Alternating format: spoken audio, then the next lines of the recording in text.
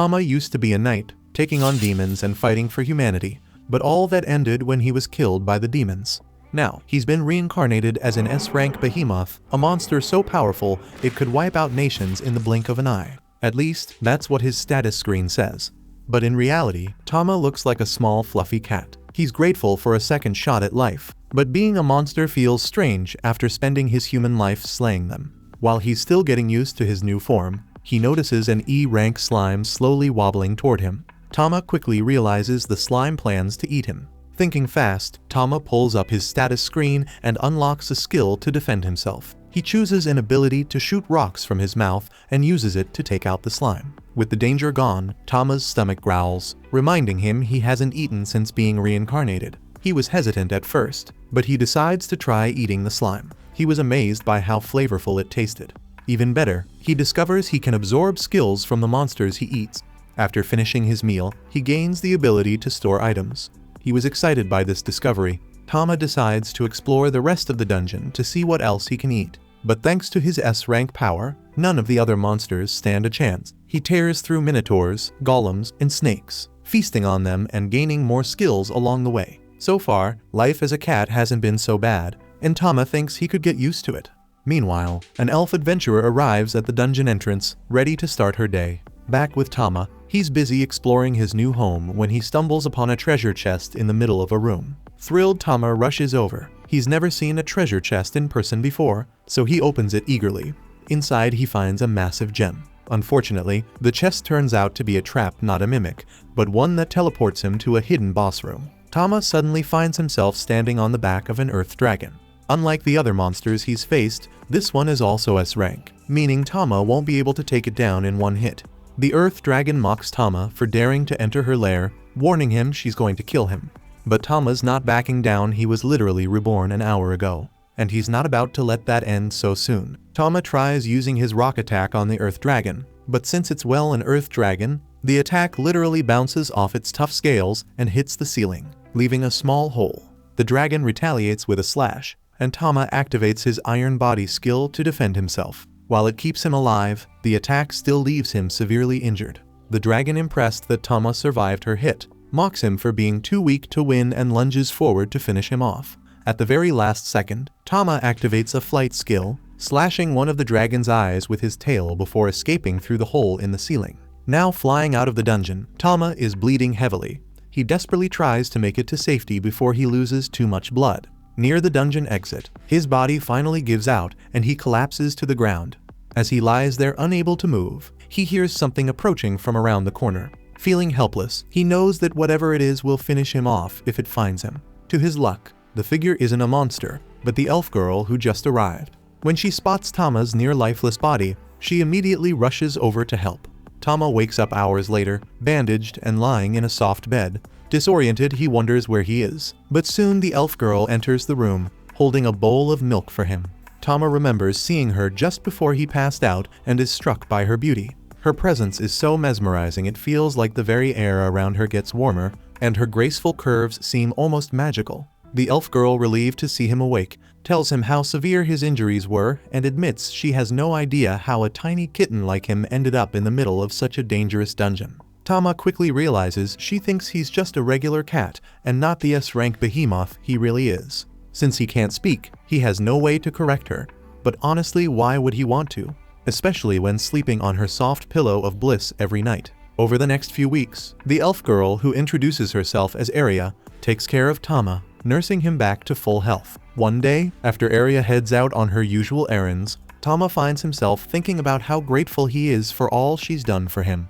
Aria didn't just nurse Tama back to health. She fed him, let him sleep in her bed, and showed him kindness he didn't expect. Grateful for everything she's done, Tama vows to protect her no matter what, even if it costs him his life. Determined to keep her safe, Tama decides to follow Aria into the dungeon without her knowing. Sneaking onto the boat before it leaves, he hides and watches her closely once they arrive. As he follows her quietly, Tama worries she might end up in a dangerous or embarrassing situation. That's why I must always be ready. When Aria encounters a group of goblins, she activates her acceleration skill and takes them down effortlessly. She bends down to collect their ears as proof for her reward.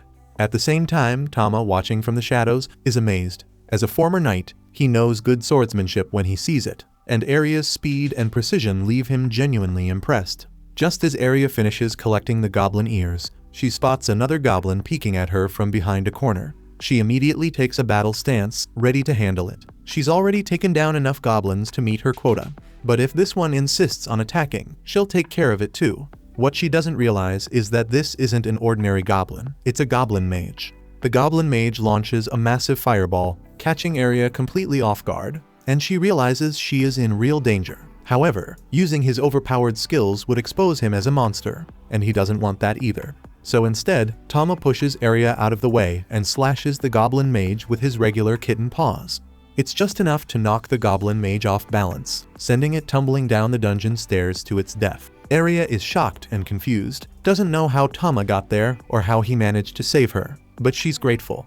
On the ride back to town, she lets him lay on her passion pad while she tickles his belly, and Tama is in pure bliss.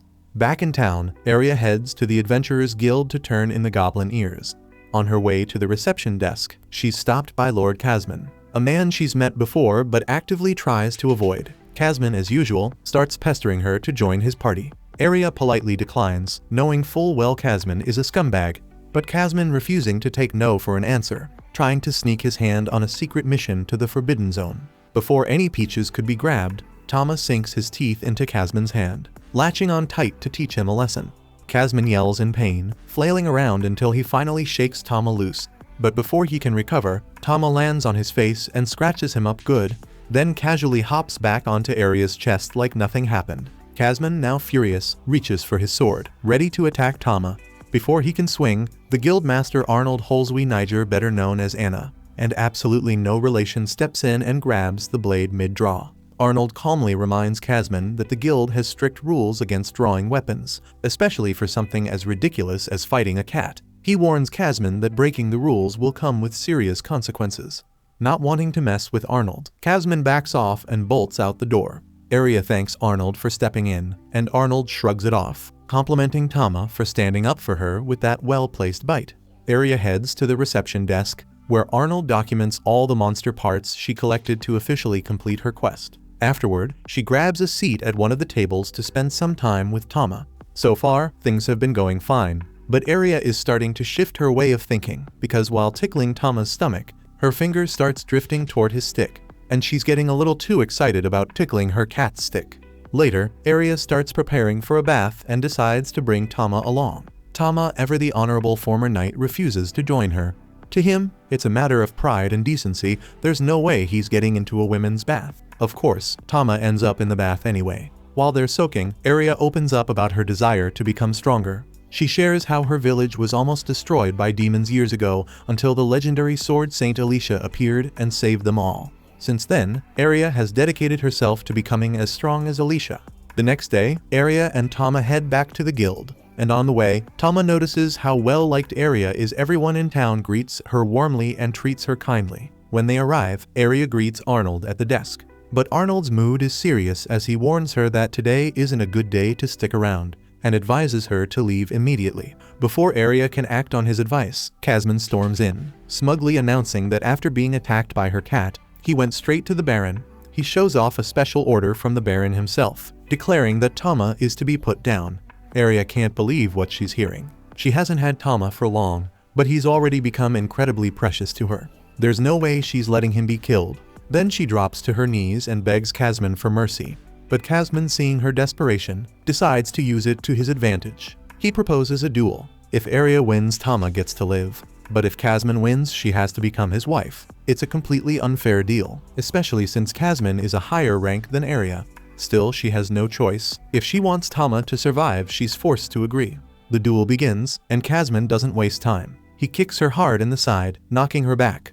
But when she recovers, he mockingly compliments her speed, but tells her it's nowhere near enough to beat him. Aria switches tactics, throwing several daggers his way, but Casman's knife-proof cape blocks every single one. Then he charges at her, relentlessly striking with his sword, forcing her on the defensive until he finally disarms her. And with no weapon left, Aria is completely vulnerable.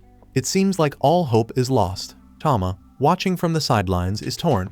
If he does nothing, Aria will lose and she'll be forced to marry Casman. But if he uses his skills to help, Everyone will know he's a monster, and he'll be hunted down. As Kazman raises his sword for the final blow, ready to force Aria's surrender, Tama makes his decision and leaps in front of the blade, using his iron body skill to shatter it.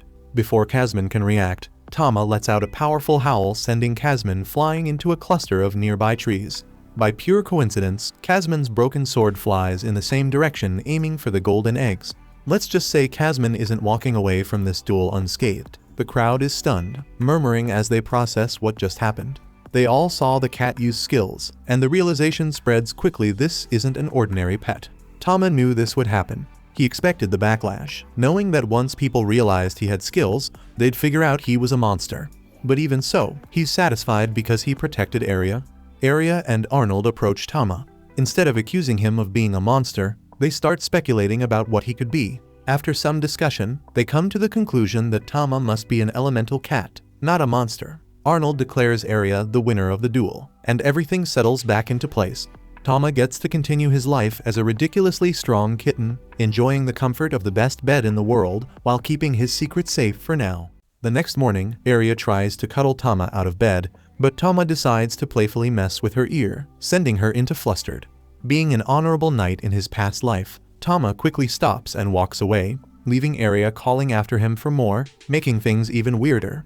Later that day, Aria heads to the blacksmith shop to see her friend Vulcan, bringing Tama along. The moment they arrive, Vulcan can't take her eyes off Tama, gushing over how adorable the kitten is. As they chat, Aria explains more about Tama and mentions that she's there to get armor made for him. But hearing this, Vulcan's excitement shoots through the roof. She's thrilled at the idea of making something cute and functional for a kitten like Tama. Vulcan immediately gets to work, taking Tama's measurements while he beams with excitement.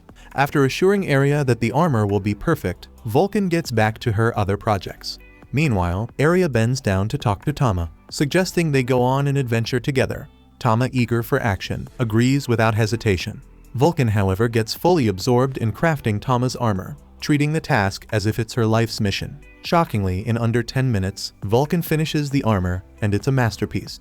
Tama fits into it perfectly, looking both stylish and battle-ready. But Vulcan still has one major issue: she hasn't been able to make Aria's sword lighter. Even after reforging it 100 times, Aria struggles to wield it properly during her quests, and it's become a serious problem.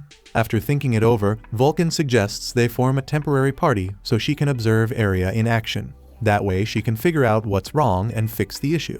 Later that day, the group heads to the dungeon. Vulcan wastes no time showing off her skills, smashing every ugly goblin they encounter. Aria watches in awe, while Tama silently admires Vulcan, thinking she's tough and fearless. Vulcan proves her strength further when she blocks a fire attack from a monster, using a special skill derived from her smithing abilities. This skill lets her wrap different elements around her armor, making her nearly unstoppable. Once the path is clear, Vulcan steps aside and tells Aria it's her turn to handle the sword. But just as Aria steps forward, the next enemy appears: a massive, ugly orc that looks way more dangerous than anything they've faced so far. Aria can't stand the sight of the oversized orc. It's disgusting and terrifying, but she charges at it anyway. Using her acceleration skill, tries to land a hit, but the orc blocks her attacks like it's no big deal. Seeing his mistress in trouble, he leaps into the air, activating his iron body skill to block the orc's next move and give Aria the opening she needs. With Tama's distraction, Aria finishes the orc off with one clean strike. Vulcan, observing the fight, notices that Aria's longsword is slowing her down, making her movements less efficient.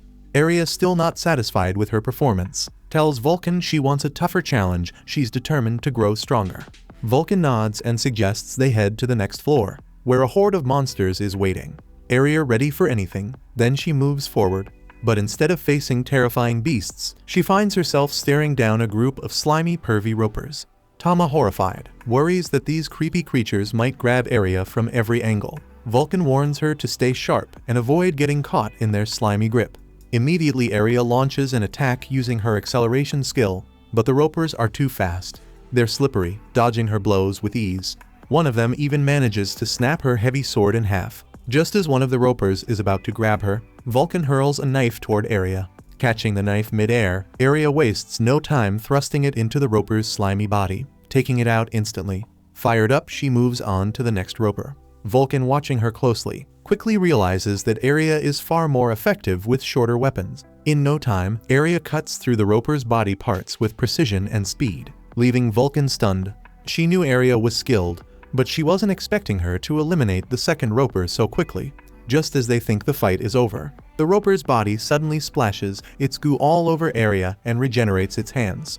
Aria cringes in disgust, shouting that only Tama has the right to touch her like that. Fueled by pure rage, she ends the slimy creature in one brutal move, slicing it into pieces so small that reincarnation won't even be an option for it. Vulcan and Tama rush toward Aria to praise her for her incredible skill display. While Vulcan reaches her first, Tama, ever the sneaky kitten, pauses halfway to steal some juice from the fallen ropers, hoping to absorb their unique abilities.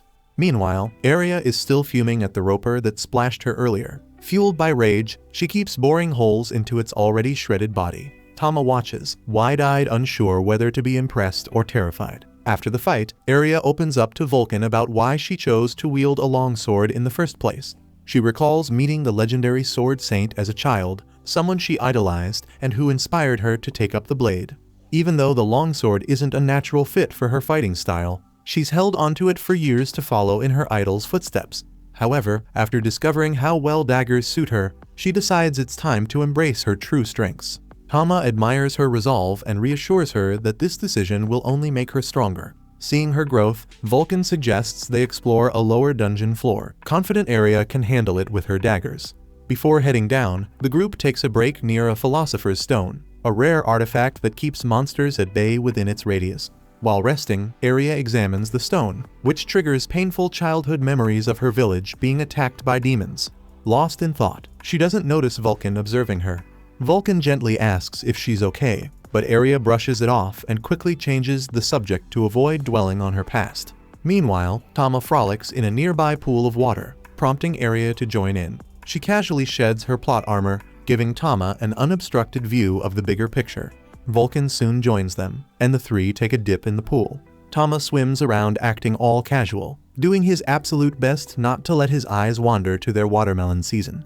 During their downtime, Aria asks Vulcan about her usual dungeon party. The question unintentionally upsets Vulcan, who explains that her party disbanded after two members fell in love. The female member became pregnant, and the couple decided to settle down, ending their adventures. Switching gears, Vulcan brings up an intriguing fact: elemental cats like Tama are capable of crossbreeding.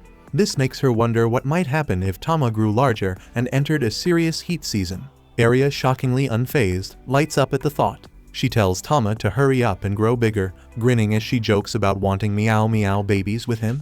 Tama's stunned silence says that all this isn't the kind of adventure he signed up for. With their break over, the group heads down to the next dungeon floor and encounters a formidable minotaur. Unlike the goblins they've fought before, this beast is no pushover. Aria carefully approaches, studying its movements before accelerating forward to deliver her whirlwind slash. Her attack, however, barely grazes the minotaur, proving she doesn't yet have the power to deal significant damage. Seeing her falter, Vulcan steps in to encourage her, boosting Aria's confidence. With Vulcan's support, Aria shifts to a faster, more aggressive fighting style. The Minotaur, unable to keep up with her speed, starts swinging its massive weapon wildly. One of its swings hits the ceiling, causing chunks of debris to rain down dangerously close to Vulcan. In a flash, Tama uses his Ether Howling skill to deflect the falling boulders, saving Vulcan from harm. Inspired by Tama's courage, Aria sees her chance and lands a decisive strike right to the Minotaur's chest, bringing the beast down. As Tama celebrates Aria's victory, Vulcan can't help but marvel at the little cat's strength and bravery. She catches herself thinking, Tama must be such a strong alpha male. Back at the Adventurers Guild, the trio trades in the loot from their raid. Immediately, Arnold, noticing the deep cuts on the Minotaur, asks who managed to make them. Vulcan proudly explains that the marks are from Aria's new skill. At the same time, Arnold, recalling how much weaker Aria was when she first arrived in town, compliments her impressive growth. Grateful Aria thanks him before heading to a nearby restaurant to celebrate their success with their earnings. At the restaurant, Vulcan enjoys heavy refills, prompting Tama to wonder if she's secretly a seasoned drinker. Meanwhile, Aria takes the opportunity to thank Vulcan for her support during the raid, sharing how much she enjoyed working together. Vulcan echoes the sentiment, happily showing off the medicinal herbs she gathered in the dungeon. Watching the two talk about their adventure, Tama grows a little nostalgic. reminded of his days as an adventurer when he had friends to share victories and stories with. Still, Tama acknowledges that his current life fighting alongside Aria and Vulcan, protecting them and enjoying their companionship isn't so bad either. After all, being the pet of a smoking elf is every man's fantasy. To make their bond official, Vulcan suggests forming a real party. Aria, flattered, turns shy and can't bring herself to respond. That's when Tama steps up, gently biting Aria's hand and placing it on top of Vulcan's, sealing the deal for them. The group bursts into cheers over their new partnership and decides to celebrate with rounds of drinks. Later that night, Tama finds himself squished between Aria and Vulcan's luscious curves.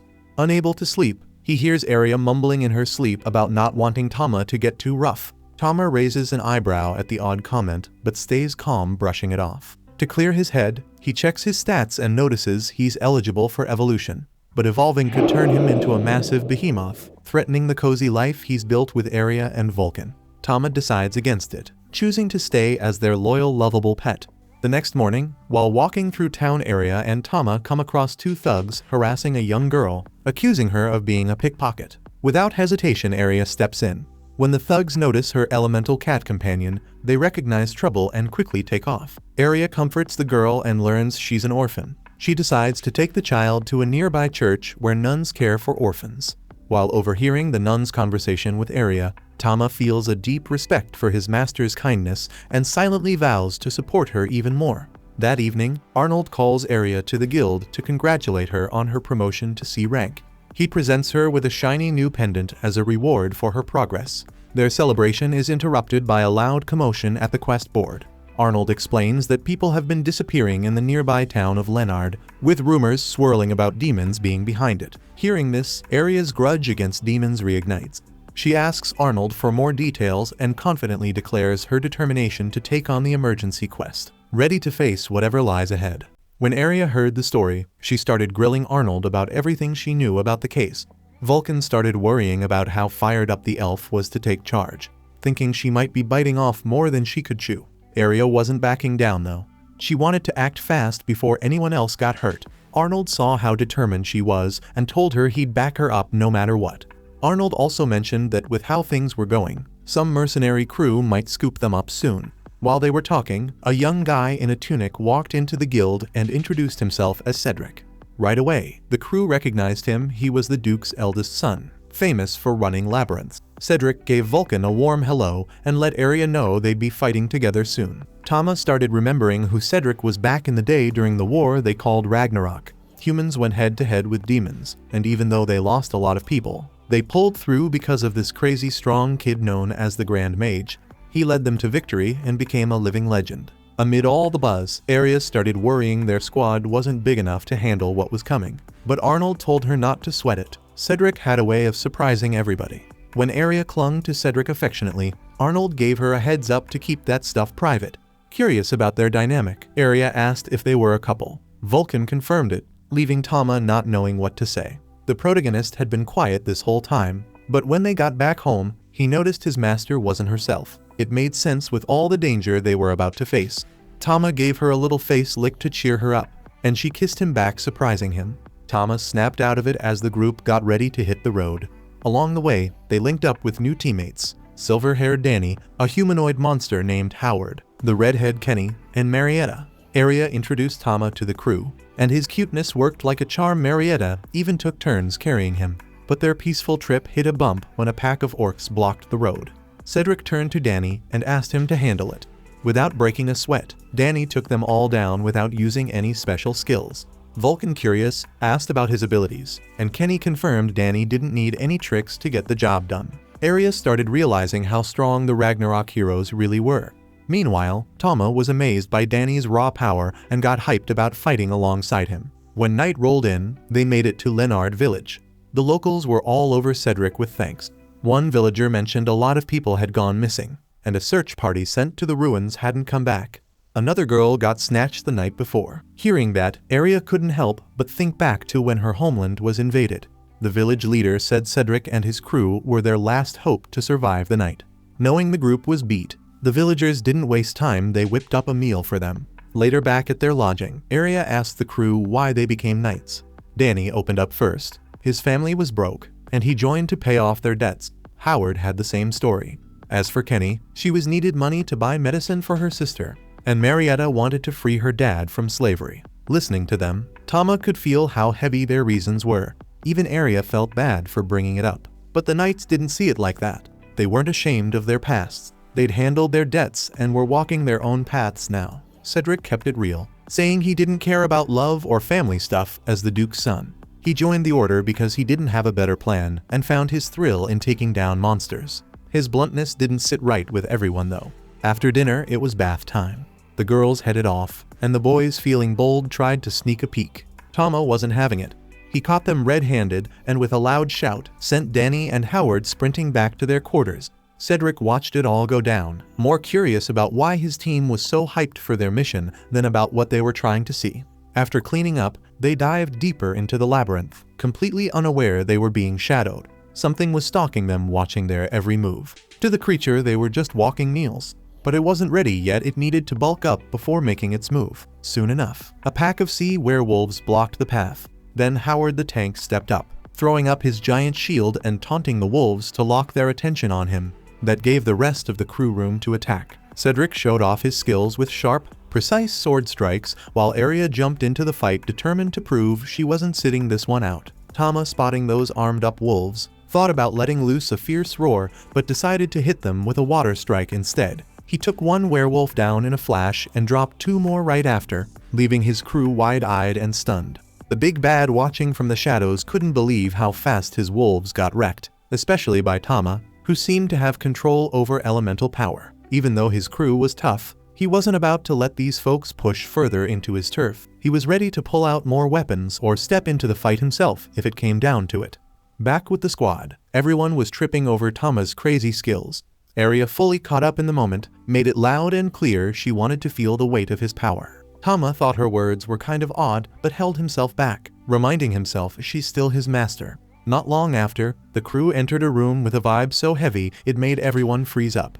Cedric stopped the group in their tracks. That's when Beryl Astaroth, the Labyrinth's master, showed up, saying this was the end of their journey. He stepped out as a demon survivor looking for payback for his fallen kin. Danny called him out for hitting Leonard Village for revenge, but Beryl shut him down, saying Leonard was just the start of something way bigger. Then he brought out a pack of trolls to start the chaos. Cedric, knowing what those trolls were about, told his team to split up. Beryl wasn't having it, so he threw up a magical wall, cutting Tama off from the rest. The first troll rushed at Tama, but he clapped back by ripping its arm off, though it grew back right after. Meanwhile, Cedric's team told him to take charge of the escape, trusting his skills to break through. Cedric pulled out his blade wrapped in dark magic and charged two trolls, tearing them up so bad they couldn't regenerate. Beryl clocked the magic Cedric was using, recognizing it as forbidden power that only one great mage had used back in the Ragnarok War. Cedric smirked and said this was going to be a good time, at least for him. Tama tried throwing a stone war attack, but it barely scratched the trolls. They just healed up right away. Seeing how things were going south fast, Tama made a run for it, thinking about whether he should evolve into a stronger form, but he knew doing that might break the bond he had with Arya, and that thought held him back, determined to stick by her side. So Tama switches it up and hits the trolls with Flame Roar. The heat's too intense for their wounds to heal, and one by one they drop. Beryl, fed up with Tama's unrelenting firepower, gets ready for another round. Vulcan comes in swinging with his hammer, but Beryl moves fast, dodging it like it's nothing, then blocking Arya's knife strike with his dagger. He starts running his mouth about how slow Vulcan's moves are, but Vulcan kicks up a cloud of dust, messing with his vision. Arya takes the opening, rushing in and jamming her blade right into Beryl's chest. At first he thinks it's a scratch, but then light flares up from her dagger, making the wound hit deep and dropping him to his knees.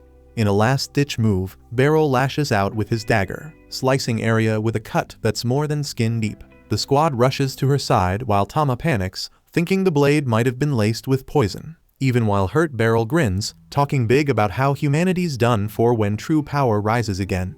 Before he can say more, his body turns to stone and crumbles into dust. But it's not over. Poison starts spreading through Arya's arm. Cedric recognizes it right away, it's dragon venom. Howard presses the wound to his shield, and they race back to the city hoping to save her. Dr. Leonard lays it out cold. Dragon venom is a death sentence in a day and a half, unless they get the eye of an earth dragon. The team starts talking about taking on the beast, but Cedric shuts it down, saying they don't have enough time. Aria's pain gets worse, and Tama, feeling desperate and crushed with guilt, takes off on his own. He remembers how Aria once saved his life and swears to pay her back, even if it costs him everything. Tama headed to the ruins where he became an elemental cat, ready to face the Earth Dragon, who had fought him before and almost killed him. Now when he shows up, the dragon's caught off guard, mocking him for running away before. But this time Tama doesn't flinch, he's here to win. He knows his current power isn't enough, so he makes the ultimate call, choosing to evolve into a full-on behemoth,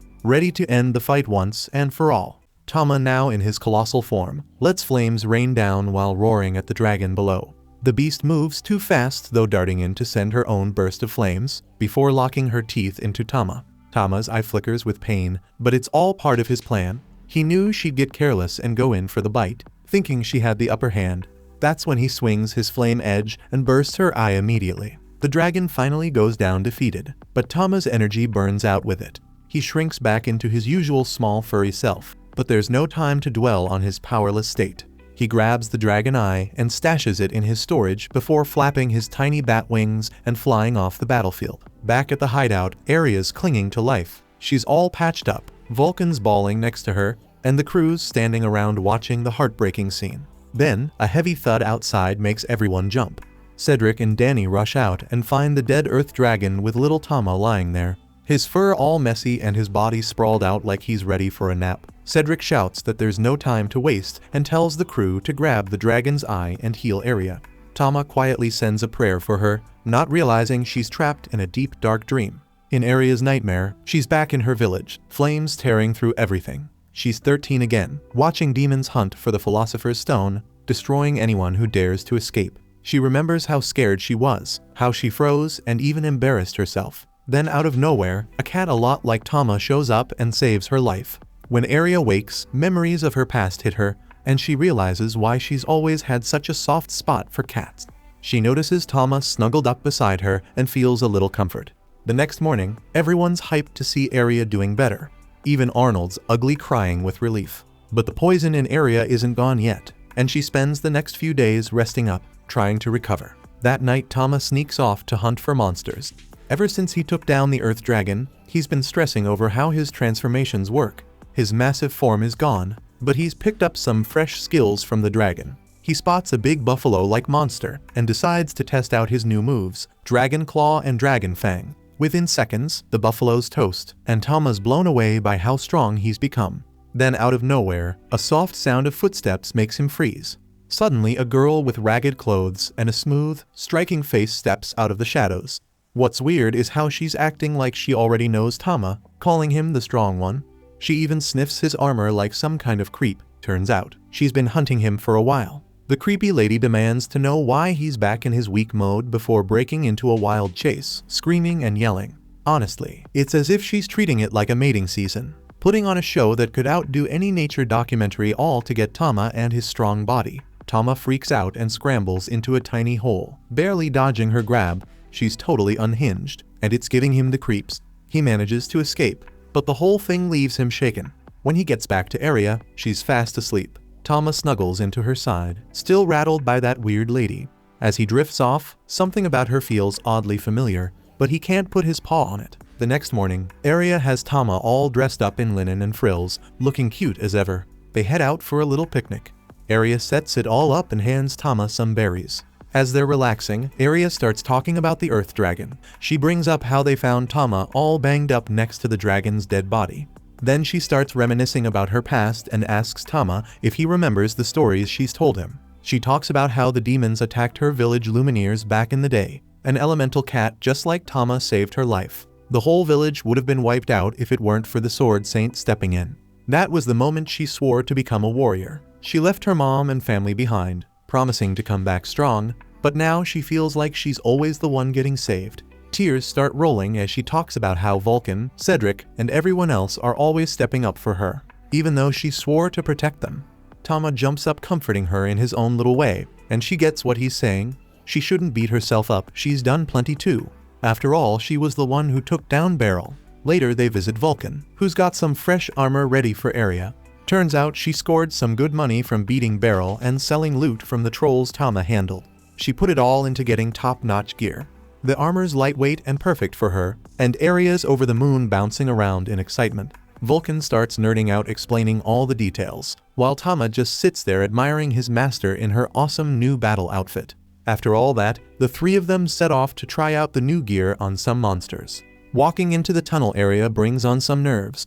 It's been a minute since Area's been here. Tama hops down, throwing out a blessing that gives them the Lion King's resistance to ice and fire, which makes Area look at him with admiration, thinking he's adorable. The three of them head deeper into the tunnel. It doesn't take long before they run into an ogre.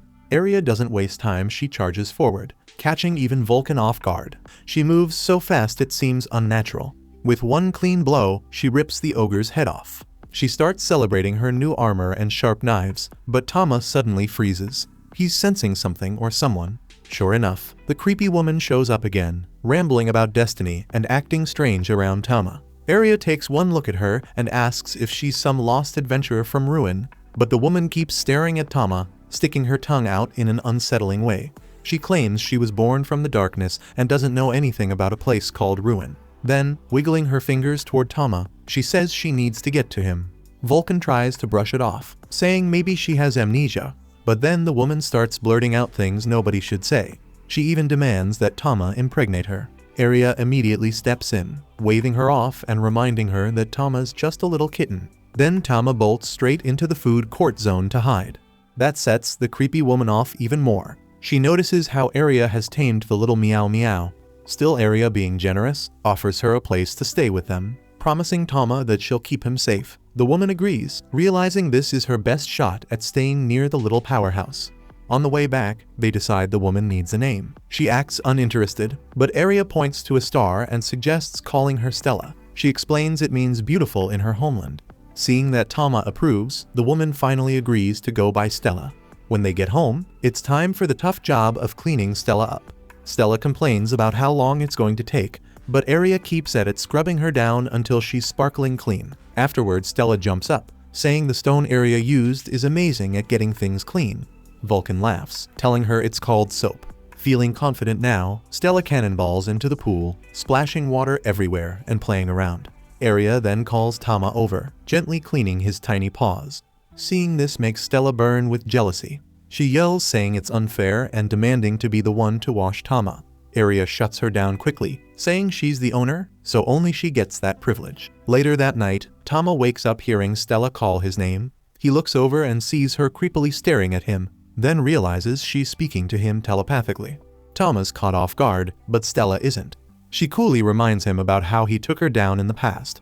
Tama is completely lost until she brings up the labyrinth. That's when it clicks Stella is actually the Earth Dragon he defeated. Stella explains she was born in darkness, armed with S-rank skills so strong that nothing could stand against her. She ruled everything in the labyrinth until Tama showed up and ended her with his unique powers. But instead of staying dead, she was reborn and reincarnated just like Tama. As she was dying, she made a vow to find him in her next life, and she's been chasing that promise ever since. Tama stands there stunned, trying to take it all in. He finally asks if she's back to get revenge, but Stella's intentions turn out to be way stranger than another fight. She tells him she's completely submitted to him now, and all she needs is his legendary cat juice to start a kitten revolution. Stella admits she's madly in love with him. He's the only strong male she's ever met in her entire existence. Then, like a predator going after prey, she lunges at Tama with terrifying grace. Before she can get to him, Area steps in and shuts it down, saving Tama and sending Stella scurrying into a corner shaking with shame. Area tells Stella to stay off before going back to sleep, but Tama can hear the creepy dragon say that she'll soon get to him, boasting she's unstoppable. Not even Holland Strikes could take her down. The next morning, Area took her out for breakfast, and tasting real food for the first time hit her like a truck. She almost lost it for a second, but pulled herself together quick and had a little internal chat with Tama. After that, Area took her on a stroll through the town, hoping it might jog some of those memories she claimed were wiped clean. The only thing Stella could remember was the shock of seeing Tama leap into her golden gloves. She made it clear that figuring that out was the only thing on her mind. That moment made Tama realize he'd been seeing Area as tougher than him this whole time. Area tossed out the idea of becoming an adventurer to help Stella out, then took her over to Vulcan's shop to get those plot cannons handled. Both of them side-eyed her outfit, thinking she looked like she'd just stepped out of a discount fantasy calendar. but she was all about how it kept her milk jugs snug and cozy. Aria asked about weapons for Stella, but she waved it off and showed off her half-dragon skills, while Tama peeped that she was still packing all that strength from her past life. They kept messing with gear until she told Vulcan to chill and zeroed in on finding the perfect weapon to match her power. She ended up choosing this massive shield made for giants, and Tama couldn't help but ask why she didn't grab a sword. She broke it down, saying losing to him taught her the importance of strong defense. Then she found a sword to pair with the shield, and they rolled out to the dungeon to test it out, with Aria telling Tama to keep an eye on her. Before Vulcan could even come up with a plan, Stella bolted and ran into 3 goblins having what looked like a nice meal. They didn't waste time. They jumped straight into attack mode. Vulcan and Aria told her to fall back and stick with Tama, but she wasn't having it. She rushed forward, ditched her weapons, and tore through 2 of them with her claws. When the last one made its move, she snatched up her sword and sent it straight to the Shadow Realm, leaving everybody frozen in shock. Tama realized right then that she'd been reborn with all her old powers intact. With no more goblins to fight, Stella got annoyed and said she was hungry for stronger enemies.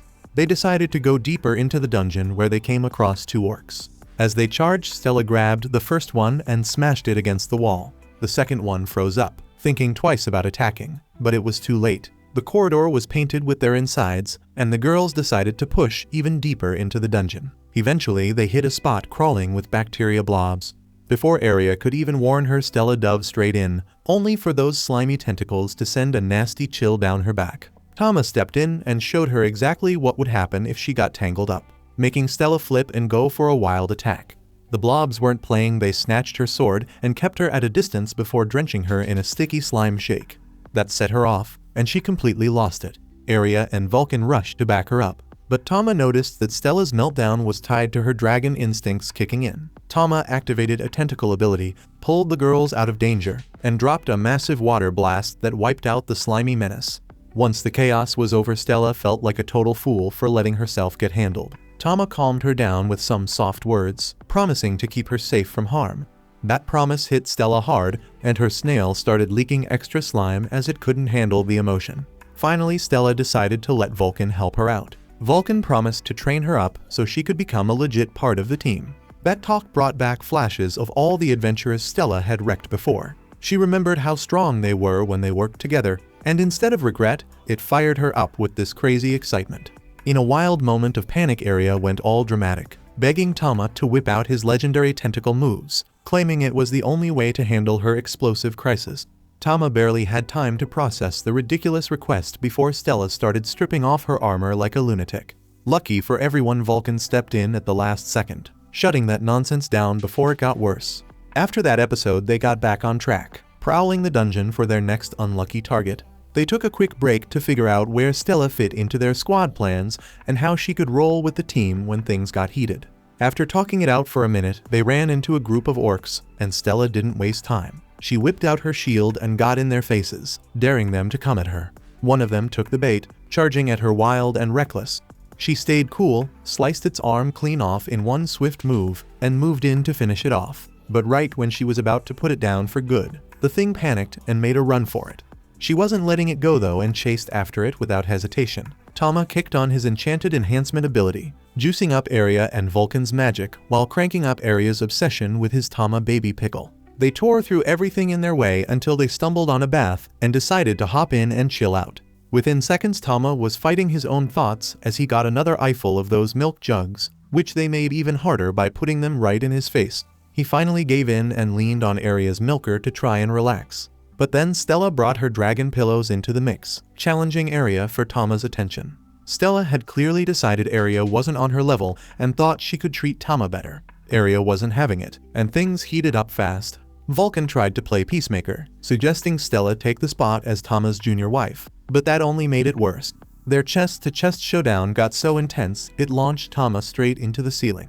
After cooling off, they headed back to the guild, where they introduced Stella to Arnold. Before making her an official adventurer, Arnold brought in a guy named Rise, who had a special job for them. Rise explained he was getting ready for a long trip and needed a strong crew to guard something valuable. When Aria asked what it was, Rise said it wasn't safe to talk about it out in the open. He led them to a storage spot where he'd hidden away something shocking: Stella's dragon carcass.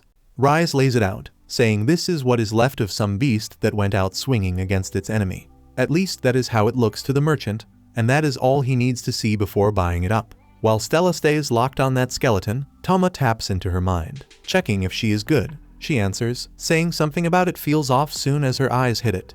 A memory of dying came rushing back, drowning her in sorrow. Truth is, that pain runs deep because of what she feels for the mighty Tama. Right then, Arnold rolls up, and before Aria heads out, he slips her the Alpha promotion tag for rank B. After that, the crew kicks off their escort job, while Arnold and Vulcan see them off. As they move forward, trouble keeps coming their way, but nothing is strong enough to stop that carriage. Aria, Stella, and Tama handle business without a hitch. As the sun dips, they set up camp, and Rise hands Aria some lilies of the valley. Stella, eyes full of curiosity, asks if they mean something. Rise tells her his fiancée Eliza loves those flowers, used to pick them for her all the time. Hearing that, Tama connects the dots, so that is why the guy has got no interest in her master. Aria then asks what he plans to do with the Earth Dragon skeleton, and he admits that is a solid question. Turns out, some weapons dealer has been stacking up rare materials, thinking a big war is about to pop off. That sparks something in Tama's mind, reminding him of when the demon they fought mentioned a powerful creature had been brought back. As things wind down, Rise mentions they should hit Gladstone by tomorrow, so they better get some rest. The camp settles in for the night, but deep into the early hours, something weird starts creeping through the area. Tama bursts out of his tent, trying to piece it together. Everything around them seems to be shifting except for their camp, or at least, that is how it looks. Aria wakes up in the middle of it, and Rise keeps everybody steady, letting them know the cargo is safe. He breaks it down, saying this is just a new labyrinth forming. Not many know, but dungeons can pop up out of nowhere. They push forward, cutting through the thick fog rolling in with the dungeon's birth, and Rise figures they got through fine. Aria feels a sense of relief, but admits she would love to come back and check it out. Meanwhile, Tama is thinking about how fresh labyrinths always have got rare materials just waiting to be taken. Once they are clear of the fog, Rise throws it out there if anybody is down to step inside. He points out how rare it is to explore something this fresh. It would be even better if they sold whatever valuables they found to him. That gets the two hyped, but the merchant reminds them to stay sharp. This place was not even here a few hours ago, meaning nobody knows what is hiding inside. It is best to be ready for anything. With that in mind, as they get closer to the fog, Tama activates the Divine Lion's protection, locking a shield over the crew. Feeling that boost, Stella does not even think twice. She takes off full speed, ignoring Aria calling for her to slow down. Aria scrambles for a way to stop her, then remembers something Vulcan left a note for moments like this. She pulls it out and reads, "Stella, if you fight alongside me, I will let you hug Tama once." Soon as she hears that, Stella flips quick, running back to the squad and falling in line, all for a shot at grabbing her favorite cat. Right then, soft laughter drifts through the air, eerie but smooth. Out of nowhere, a floating magical sphere appears, its voice calm but knowing, saying one thing: you are here for the treasure. The light orb floats ahead, calling them to follow, and Stella does not hesitate. She takes off after it. But the whole thing is a setup. The illusion lures them straight into an ambush, and out of nowhere, two giant monkeys charge in. Stella steps up, doing her job as the tank, keeping the enemies locked on her. One of the monkeys smashes its head against her shield, and that is all the opening area needs. She moves in quick and takes them both down. Aria gives Stella props for solid teamwork, but Stella is not trying to hear it. She was not doing it for the team, only for Tama. Right then, a bush nearby starts shaking, and a soft little voice tries to play it off, claiming nobody is there. Stella is not buying it. She calls them out, saying they better step forward now before she runs them down.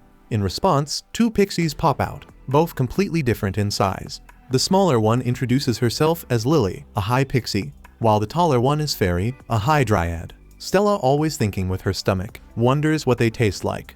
Aria cuts in, saying they are pixies, usually found in labyrinth forests, though she has never run into any herself. She goes ahead and introduces herself, but neither of the two care. They are only interested in Tama, scooping him up right away and petting him. Feeling slighted, Stella lashes out, trying to smack them away in frustration. But Tama quickly cuts in through telepathy, telling her to chill. Stella is not having it, saying these little pests tried to get them all killed by leading them into a trap. Lily denies it fast, saying they never meant any harm. They were only trying to befriend the elemental cat, guiding him toward the treasure. Speaking of treasure, Fairy finally reveals what is hidden deep inside this labyrinth. When they crack open the box, they find a rare and exquisite potion flask. Lily and Fairy tell them there is more treasure like this around. But if they want access, they will need a key that is stashed inside a hive crawling with giant evil bees. Before they can even process that, the insects swarm in, launching an attack. Stella braces herself behind her shield, while Tama reacts in an instant, unleashing his howl. At the same time, Arya follows up with Whirlwind Cut, cutting down every last bee in their way. With the fight done, Fairy picks Tama up again, going on about how crazy strong he is for something so small and cute. Lily throws in some praise for his two companions, but Stella makes it real clear she is not the type to waste time talking. She is the type to handle business. Meanwhile, Arya pulls a key from a tree, and Lily and Fairy break it down for her. She's the one who has gotta unlock the door to the labyrinth's boss, the one standing between them and the dungeon's main treasure. Arya figures this place must be holding some seriously rare loot and suggests they take a break before pushing forward. They've been at it for a while, and nobody knows what is waiting up ahead. Right then, the pixies start begging to be taken to a human city, saying they've been dreaming about it forever. By dawn, the pixies finally step into a city for the first time, completely mesmerized. Arya warns them to stay close so they don't get lost, but they are too caught up in the sights and smells. Soon as they catch a whiff of something good, they take off, chasing after it. Arya ends up scolding them, reminding them that fairies are rare and valuable, meaning somebody might try to snatch them if they ain't careful. After that, she tells the crew it's time to head to Rai's shop and check out what's around on the way, only for the pixies to vanish again. This time swiping a bowl of food from a market stall. Seeing that, Stella decides she wants a taste too. Arya jumps in quick, making sure the stall owner knows she will pay before he gets any more annoyed. Once that's handled, Fairy finally gets her first bite of human food, savoring the new experience. Later on, they bring the rare item from the labyrinth to Rise, who lights up the second he sees it. Turns out, it's the Tear of Truth, a liquid that makes it impossible for anyone who drinks it to tell a lie. He figures getting something this valuable must have been one hell of a struggle. Right as Arya is about to break down what went down, the pixies come bursting into the room, acting up like two wild little kids. Rise stops in his tracks when he sees them, looking strangely moved. He apologizes, saying he got caught up in the moment, but the truth is he has never seen pixies before. Then, without much explanation, he suddenly remembers something he forgot to handle and walks off, leaving the crew wondering what is on his mind. Later that night, Stella steps up to Tama, ready to claim her reward, a hug from him. But the cat ain't having it and slaps her. This time, even Arya has to admit Stella held it down. So she turns to Tama, asking him to let Stella have this one moment. Tama, clearly not thrilled, gives in. Stella can't believe it's actually happening. She hesitates, almost unsure of how to take what she's been waiting for. Finally, she reaches out, gently patting the small creature before leaning in, eyes sparkling, as she buries her face in his belly, savoring every second. Meanwhile, Vulcan shows up to meet the escort group after wrapping up her work in the city. Before she can even settle in, a skeleton rises up from the ground, catching her off guard. But it's weak, nothing worth stressing over. With zero effort, she swings her hammer and smashes it to pieces. Before she can move on, a bell rings out. Suddenly, the shattered bones are wrapped in a surge of purple energy, leaving Vulcan standing there, trying to figure out what is going down. Right then, the escort group reaches the boss's door and turns the key. Stepping through the portal, they leave the fairies behind, who cheer them on as they go. On the other side, the team finds themselves face to face with a B-rank torrent dragon. Wasting no time, the beast launches a wave of magical projectiles, crashing against Stella's shield with heavy force.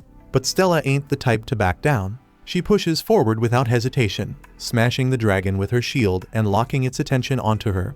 Arya moves in from the side, trying to flank it, but the dragon is quick. It swings its tail straight at her. Without missing a beat, Stella rushes back, catching the attack with her shield, keeping Arya safe. She plants her feet, making it clear she's holding the line, telling her teammates to jump in and end this fast. She keeps taunting the dragon, keeping its focus locked on her while the real fight is about to begin. Tama watches Stella in action, impressed by how much she has pulled off in such a short time. She doubles down on what she has been saying. She is the type to handle things. As the torrent dragon swipes at her with its claw, she grabs its whole arm, locking it down and exposing a perfect opening. Tama catches on quick. Wasting no time, he unleashes flame, howling, trapping the beast in his tentacles. That is all Arya needs. She takes off at full speed, blade flashing as she slashes its throat clean. The dragon stumbles, blood pouring from the wound before it finally drops.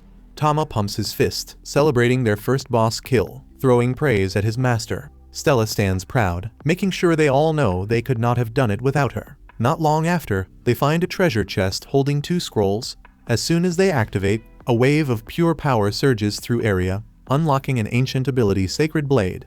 With their new strength, they head back to Labyrinth Forest to link up with the pixies only to find them missing. Tama's instincts kick in. He bolts toward the food fairy had been holding, a bad feeling creeping in. Meanwhile, back in his office, Rise sits at his desk ringing his bell, deep in thought. He mutters to himself it will not be long now before something big kicks off. His eyes drift toward a portrait sitting near him, a picture of his dead fiancée Eliza. He keeps staring, lost in whatever memories are pulling at him. As they make their way back home, they move fast through the forest, all tense, no clue where those 2 pixies disappeared to. Heads down, they roll into the city, where Stella and Area break it all down to Vulcan. Vulcan hears them out, throws an idea.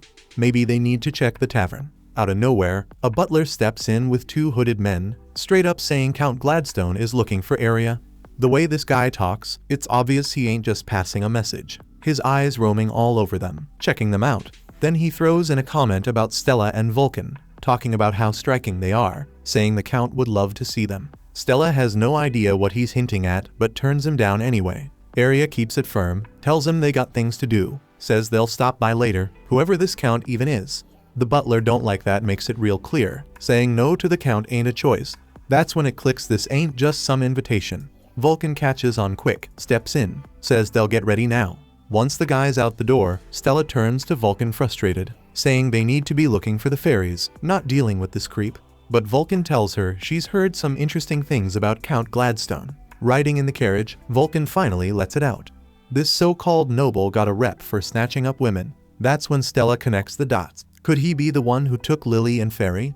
Vulcan nods, that's exactly why they went along with it. After a while, they pull up to the noble's mansion. The butler steps up, knocks on the door, announces their arrival. The Count wastes no time, tells them to come in, and the moment he sees them sitting on his sofa, he grins, saying he ain't never seen women this breathtaking. Vulcan nods, throwing out a quick thanks for the hospitality, and Area does the same. Hearing that, the noble suddenly snaps his fingers like he just had the brightest idea ever, then suggests they could be his friends or better yet, his lovers. The thirsty tank leans back, all confident, saying nobody ever regretted it. Meanwhile, Tama keeps quiet, thinking this dude is just as nasty as the rumors made him out to be. Right then, the butler steps in with a jug of tea, pouring out cups for everyone. Gladstone flashes a grin, telling them to drink up. But the women stay on edge, not too sure about whatever's in that cup. Vulcan politely refuses, saying she ain't thirsty. But the Count insists they should at least give it a try. Area lifts her cup, about to take a sip. The guy is practically drooling, eyes locked on her. But before the elf even gets a taste, Tama activates the Lion King's blessing, boosting her crew, making sure nothing messes with their bodies. A few seconds later, all 3 take a sip. Gladstone leans in, waiting for their reaction. To his shock, they love it, even ask for more. The Count's face twists up, completely thrown off. He turns to his butler, straight up demanding to know why they didn't hit the floor. The servant stutters, saying he ain't got a clue, but promises to whip up a stronger dose.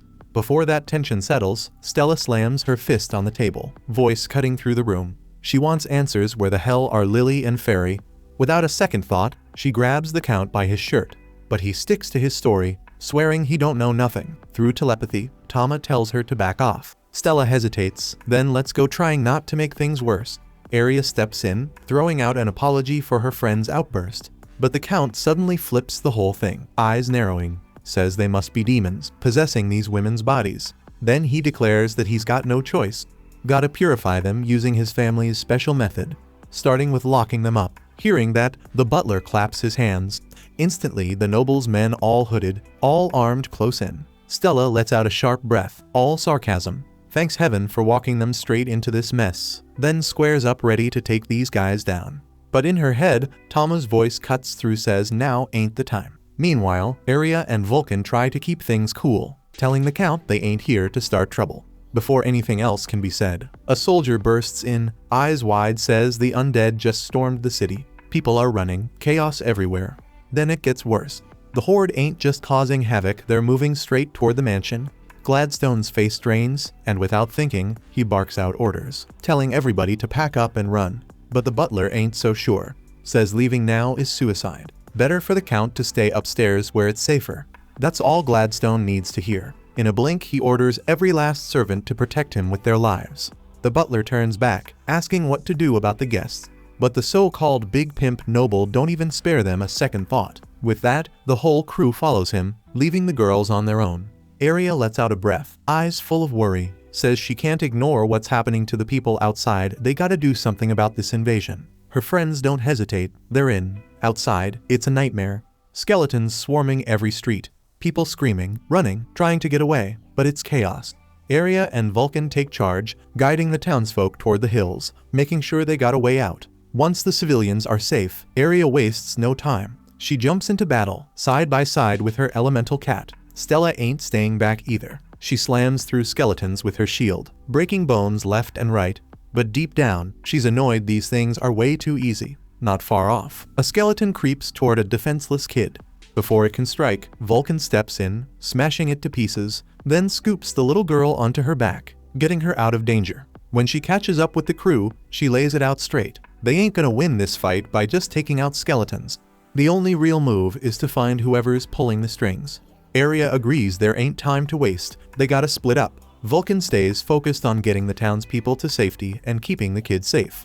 Meanwhile, Arya, Stella, and Tama take off determined to hunt down whoever's behind this mess. Meanwhile, the counts hold up on the rooftop with the butler and a soldier, watching everything go down. The crew hears a bell ringing near Ryze's mansion. They don't waste time, they roll up and come face to face with him. Ryze don't even hesitate, lays it out, says he ain't out here causing chaos for nothing. This is payback. Count Gladstone killed his fiancée Eliza. Fueled by rage, he calls up even more skeletons. Tama locks eyes on him, knows exactly who he is.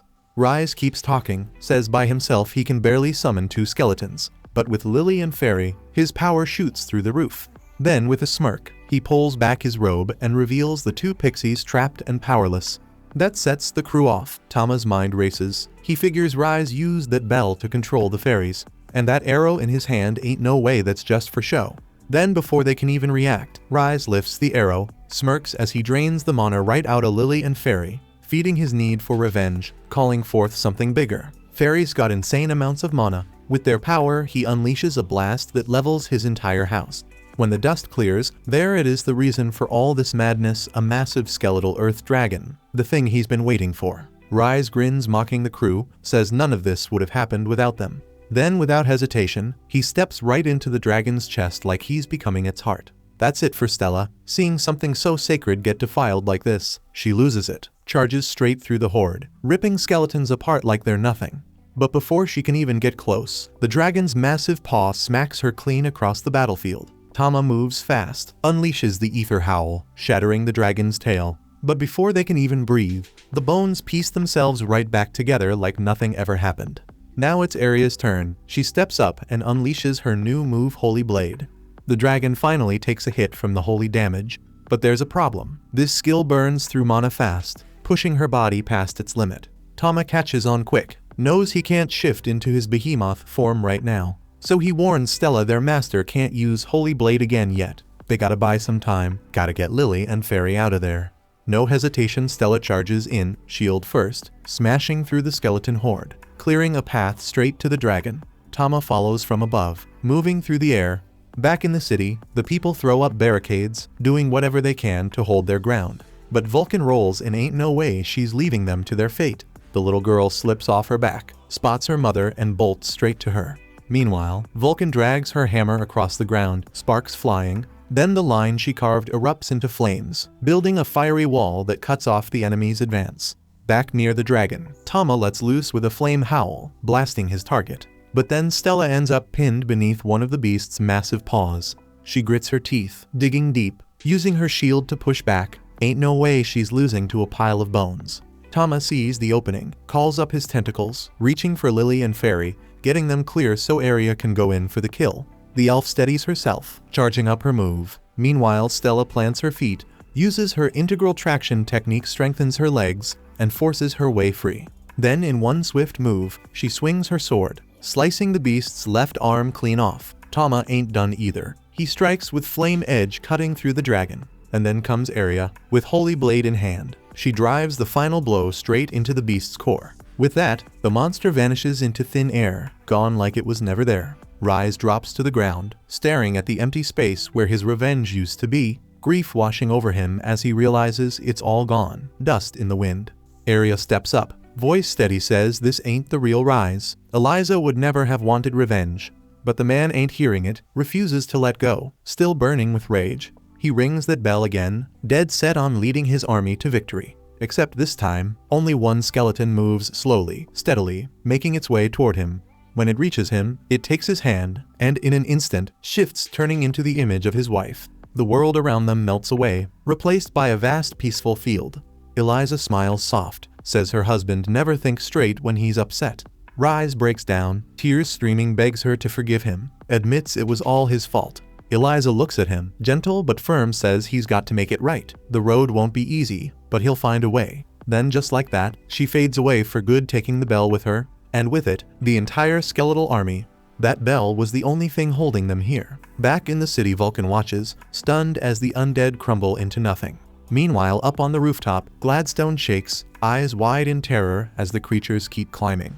The next day, the public square is packed. People gather to witness an execution. Inside a nearby tent, the Count's butler leans in, says this is the perfect moment for the chief to show his power. Then Arya steps in, carrying a jug of tea, pours a cup for Gladstone. He takes a sip, smiles wide, savoring the taste of what seems like a luxury drink. Hearing that, Tama nods, knowing that tea wasn't cheap at all. A few moments later, the Count is led to the guillotine, where Rise is already waiting for the final blow. Before anything else, the noble turns to the people, giving credit where it's due. Arya, Stella, and Vulcan, the real heroines of the city. Then he lays it down, announcing the execution of the man who brought this whole mess to Gladstone. But he also throws out a thought, wondering what could have pushed him to do something like that. Rise reactions no hesitation, says it straight, he did it for revenge, all because of what happened to his fiancée. That's when Gladstone, standing right there in front of everyone, comes clean he was the one who took Eliza out. Says keeping quiet was part of his plan, that spilling too soon would have messed everything up. The crowd shocked to the core, silence hits for a second before it sinks in. And right then, the Count realizes he ran his mouth when he shouldn't have. Arya, holding a potion, stares him down and asks if he knows anything about the women who disappeared from the city. Gladstone, still dazed, doesn't even fight it. He spills everything, admits it was him that he got rid of them all. Now the noble's losing it, demanding to know what's going on. But the elf stays cool, tells him plain she slipped a little truth drop in his tea, just enough to make sure he confessed his crimes in front of everybody. And that's it for the crowd. They snap. Their own family, their own people, taken by this man, and they ain't letting it slide. Blinded by rage, they take justice into their own hands, making sure Gladstone ain't walking away from this. When it's all said and done, Rise turns to the girls, straight up grateful, thanking them for everything. Days later, with his crimes out in the open, Gladstone loses his title as Count and gets thrown in prison for life. As for Rise, he dodges the death sentence but still ends up behind bars. The next day, they rolled out in a carriage when Stella, feeling some type of way, asked if Fairy should head back to the forest with Tama. Lily stuck with the little elemental kitten, while Fairy just felt grateful for getting saved. Staring out the window, the two soaked in the ocean view. Vulcan was fired up to reach ruin, and Arya reminded her pet they were going back to where it all started. At the guild, Arnold pulled them into a tight hug, hyped to hear about their adventure in Gladstone. The whole guild knew about Arya taking down that undead dragon, earning her the title of heroine. To mark the moment, Arnold handed her a silver adventurer's tag, bumping her up to rank A, while Stella moved up to B. Even with all the excitement, Arya asked about Vulcan's promotion, but Arnold explained she turned it down, wanting to stick to her blacksmith life. Back home, the guild threw a huge party, and the receptionist dropped a surprise. Gladstone sent a gift, 10 years worth of canned fruit. The girls were stunned at the pile, while Tama stressed about where to keep it. Arya figured Vulcan should take it since she had more space. Vulcan shot that down fast, saying her storage was already crammed with gear and materials. That was when Arnold mentioned maybe it was time for Arya to get her own place. Using the cash from their last mission, the guild worker was sure she could afford something nice. Taking a sip from her mug, Arya agreed. It was time for her to make a real investment, a home where the crew could chill together. She turned to Tama for input, and the cat, quiet as usual along with the rest, was all for it. The next morning, they hit up hand over fist, a real estate spot in the business district. When asked what kind of place they wanted, Stella made it clear she needed a kitchen fit for a real chef. Lily and Fairy wanted a lot of greenery, so a garden went on the list. Area needed a big room, and Tama worried about the budget, but the agent reassured them he had just the spot. He took them to a secluded mansion on the outskirts, a straight-up dream house that checked all their boxes. The crew was loving it, but then came the catch. Why was such a prime place still empty? Instead of a regular bathroom with a shower, the house had a massive outdoor bath. Surprisingly, that was a win for the girls, and Area didn't hesitate. She locked in the deal. By late afternoon, they were all moved in. Lily and Fairy tested out their new beds by bouncing on them, while the most dramatic member of the squad bragged about finally getting her way. Tama remembered how Stella had lifted the heaviest stuff like it was nothing, all to earn the so-called honor of petting him. She didn't mind, treating the cat like some plush toy, while Area watched their weird little routine without a word. Next day, Vulcan showed up carrying 2 buckets of oval lobsters, a local favorite that had everybody's mouths watering, especially Stella's. A dragon-like woman doubted they were all that, but Vulcan shut that down fast. That night they had a feast, with Stella tearing through meat without holding back. Later, the blacksmith curled up next to Area, with Tama sandwiched between them as always. While the two drifted into weird dreams about the elemental cats, Tama, even though he wanted to stay cozy, had things to do. He jumped off the bed thinking about a new skill. After the last battle, that elemental blast went off. But what mattered more, he unlocked his 3rd form, even though he once swore the 2nd would be his last. As usual, he worried about getting stuck that way, lost in thought until Stella, drawn by the sound of his voice, stepped onto the balcony. He told her to go back to bed, but she wasn't letting it go. She felt something was up and wouldn't back down. When she pushed for answers, Tama admitted he had a form stronger than the 2nd. That sent Stella over the edge. She went wild, chasing him all over, yelling about how he had to father her child. The next morning, while everyone else enjoyed breakfast, she kept pestering him through telepathy. Meanwhile, Lily and Fairy talked about making the garden bigger, and the elf, thinking back to her homeland's greenery, was all in. She offered to find a gardener after lunch, but the fairies refused, saying they had it covered. So Tama didn't expect what happened next. Fairy started drumming and chanting, calling on the power of spring. Out of nowhere, a massive tree shot up in the yard. But Vulcan ran outside in a panic. It wasn't just any tree. It was a world tree, a legendary one with roots full of rare minerals. She told Fairy to plant ordinary trees around it to keep it hidden, since attracting attention could turn into a problem. At the same time, the drive created a life spring right in the yard, meant to heal any sickness or injury. Vulcan sighed, saying the garden would be way too much for Area to handle alone if they didn't protect it. Lily, on the other hand, was hyped, saying the spring was great for the skin. The Catwoman let that slide, but had other worries. Inside, Vulcan and Area pointed out that fairies like Lily and Fairy could be kidnapped for their rare abilities, making the fairies nervous. Tama, though, couldn't help but wonder how Vulcan knew so much. While talking about rare materials, Vulcan brought up Orchakam's worth, but Area pointed out only artifact blacksmiths could forge it, a title strictly handed out by the government.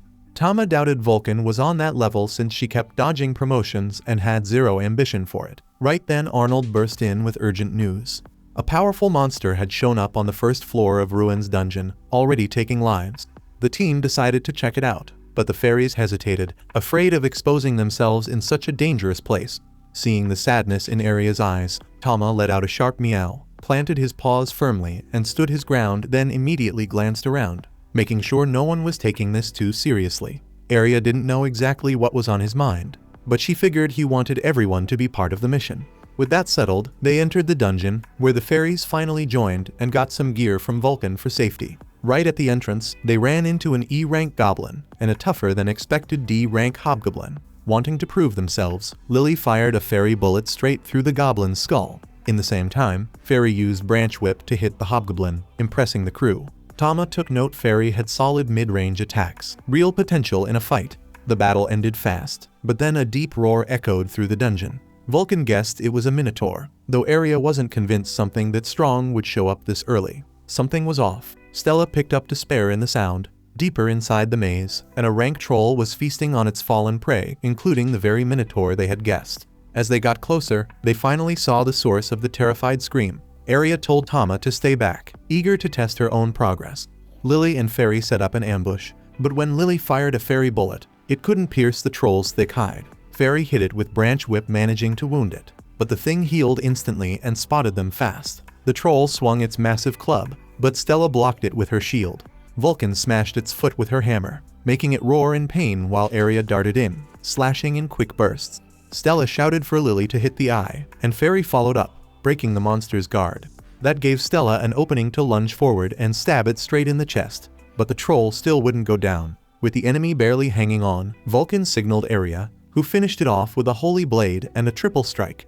Afterwards, Stella, who always preferred working solo, admitted that fighting as a team wasn't so bad.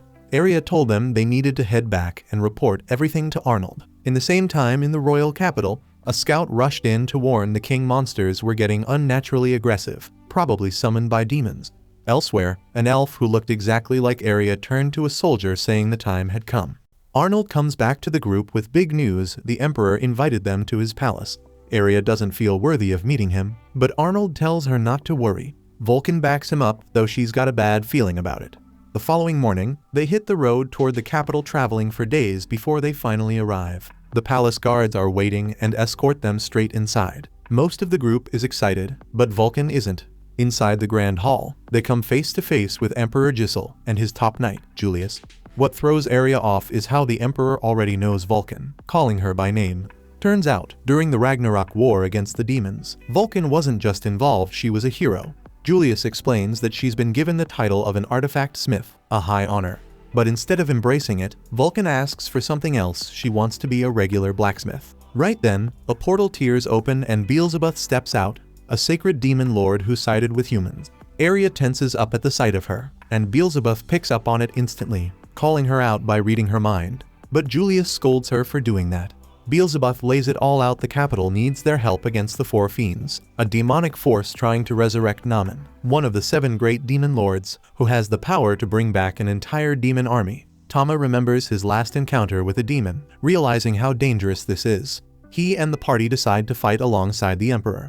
With their help secured, the campaign begins, starting with Vulcan. Julius orders her to craft artifact weapons, the kind only an artifact smith can make. He gives Vulcan all the materials she needs. Then he sends the fairies to train with Beelzebub while Stella trains with him. But when it comes to Aria, he already has someone in mind. Julius takes Aria to a mansion, where a legendary mage waits.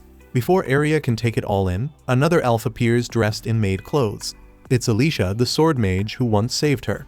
Aria can't hide how emotional she is, and Alicia recognizes her too. When Aria introduces Tama as an elemental cat, Alicia reacts to his appearance.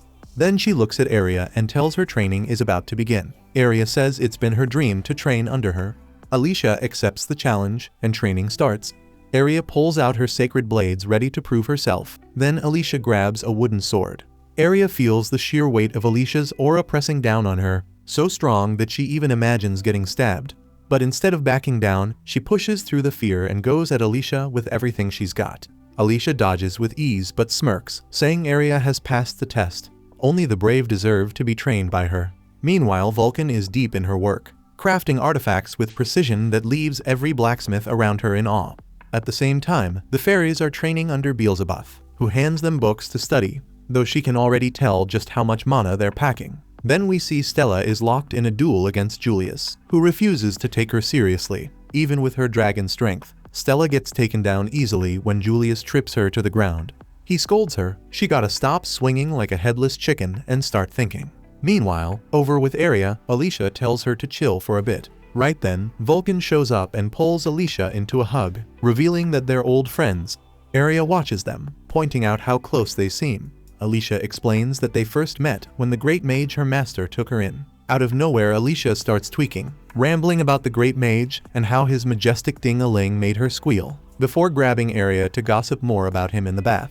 Later, they all bathe together, and Beelzebub casually drops the fact that she and Alicia are both wives of the great mage, leaving everyone stunned. Then Stella jumps in, declaring that she wants the same thing with Tama, and before long, the girls are arguing over who gets to be the first wife to play with Tama's stick.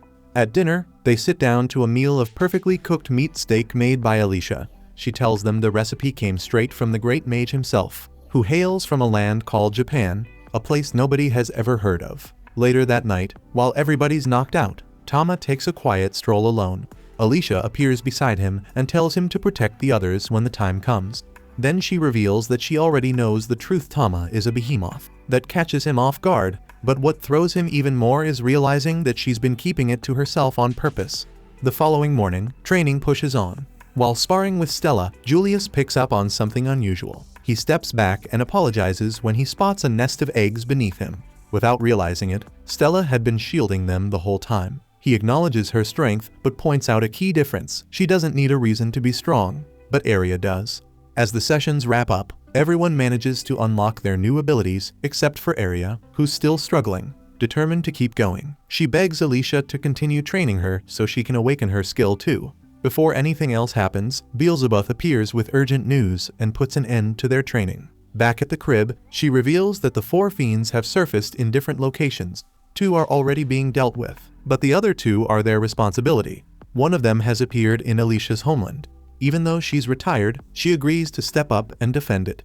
Beelzebub steps in and breaks the news to them trouble's already here. The other fiend has surfaced in the ruins, and the group is stunned to learn that it's dangerously close to their city. Arya, fired up and ready, declares that they're going to crush these demons and protect their home. Later, they roll up to the labyrinth where one of the 4 fiends is waiting, and with extra backup they head right in. Inside, they immediately run into a horde of low-level monsters, and after all the training they've put in, Arya and her crew are ready to flex their powers and try out Vulcan's gadgets. Arya goes to work with her blades while Stella holds down the fort like a tank, and the fairies dish out magic so effortlessly that the monsters don't stand a chance. As they push further into the maze, tougher monsters start showing up. The support crew tells Julius and Arya's team to stick to taking on the demons while they handle the rest. So the group keeps moving deeper. They come across a busted door, and with Stella's dragon senses on high alert, Tama throws up a protective shield so they can press on. Inside, they run face to face with Vasego, one of the 4 fiends who can pick up the hero's vibe from miles away. Vasego wastes no time summoning his 2 monsters, Cyclops and Orthros, and orders them to finish off the heroes as he heads back to the demon realm. But Julius steps in, ordering the heroes to handle the monsters while he deals with Vasego. The fight kicks off with Tama and Arya squaring off against Orthros, and Stella along with the others taking on Cyclops. Then, in a major twist, Vasego completely takes over Julius like a dominating force that won't let him move. With Julius sidelined, Vasego buffs up his monsters even more and retreats back to the demon realm, leaving the heroes to fend off the amped-up monsters. Arya and the team struggle hard until Tama sees his badass elf master in trouble, and has no choice but to flip into his 3rd Behemoth form. In the meantime, Alicia breezes through the labyrinth, taking down every monster that crosses her path. In a steamy scene at the bath, she runs into a dazzling fiend who turns out to be the same demon she crushed years back. This old foe claims Alicia will never overcome her own light, and then suddenly morphs into a giant dragon. When the demon started throwing out lame threats, Alicia just coolly sliced off her reptile head, ending the whole showdown in no time. In the meantime, the crew were totally blown away by Tama's gigantic, almost legendary new look. Instead of freaking out, they figured he was just one scared critter with a heart of gold, even though his sacred power was completely off the charts. The enemy creatures, realizing they're outmatched, decide to go all in by sacrificing their own lives to drain every ounce of power in an attempt to take Tama down. The Orthros launches a torrent of hellfire that Tama struggles to fend off, leaving him open to a crushing blow from the Cyclops. It seems like Tama's fate is sealed until Stella steps up, wielding a massive shield. Despite Vulcan's grim warnings about her chances, Stella doesn't care if it's her last stand. Tapping into her full dragonic power, Stella scans her comrades and tells each one how much she cares about them. She recalls her lonely days as a solitary dragon until a chance encounter with Tama changed everything, transforming her into a human and filling her life with joy and camaraderie. Even as the enemy's assault pounds against her shield, she holds it back, slowly giving in to the onslaught. Not one to sit back, Arya fires up her special plot armor, a unique ability that cleanses the whole battleground and wipes out every last enemy. As the team celebrates their hard-earned victory, Tama suddenly feels his energy draining away and shrinks back into his tiny cat form, collapsing onto Arya's airbags.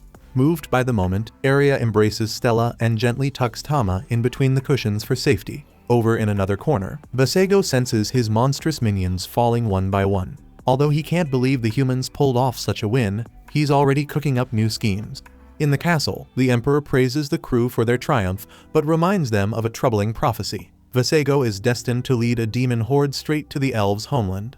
Arya quickly figures out that Vasego's true aim is the Philosopher's Stone, and Alicia confirms he plans to use its power to bring the demon lord back to life. Determined not to let that happen, Arya and her fearless crew set off toward the elves' homeland, where even the air feels well supported. Thanks for watching.